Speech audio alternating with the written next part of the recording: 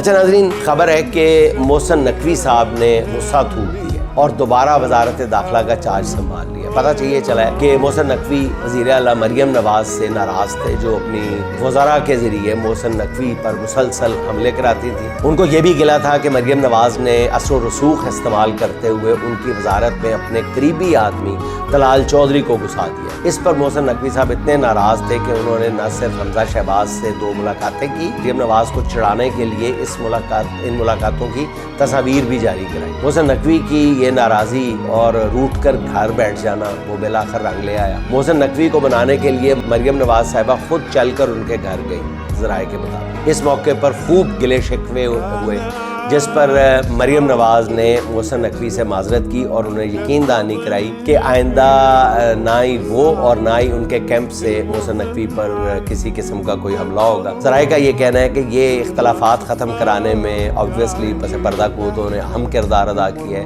جنہوں نے ایک طرف محسن نقوی کو غصہ تھوکنے کا مشورہ دیا اور دوسری طرف مریم نواز کو قائل کیا، یا یوں کہیے کہ مجبور کیا کہ وہ محسن نقوی سے ان کے گھر جا کر معذرت کریں۔ اس پوری کہانی کو صحافی سہیل وڑائچ نے اپنی ایک ٹویٹ میں ایک تمثیل کی شکل میں لکھ دی ہے۔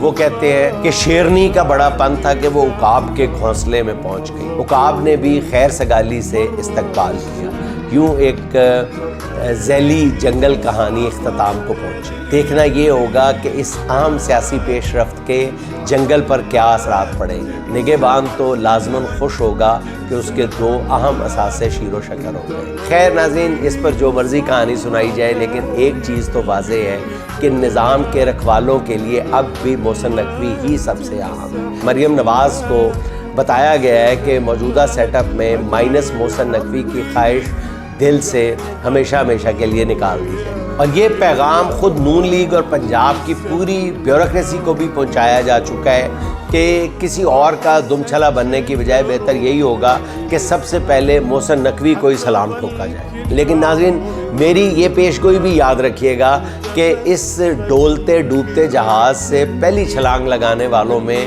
محسن بھائی جان گریٹ جو ہیں وہ اولین لوگوں میں سے ہوں گے۔ اور کیوں؟ اس لیے کہ وہ اس پورے نظام کی اصلیت سے سب سے اچھی طرح سے واقف ہیں۔ امریکہ یاترا بھی کر چکے ہیں، جان چکے ہیں کہ یہ مصنوعی سا نظام جو ہے یہ اس کی کتنی زندگی باقی ہے، کتنے سانس باقی ہیں۔ بس بتاتے ہوئے شاید ڈر رہے ہیں یا سننے والے ڈر جاتے ہیں۔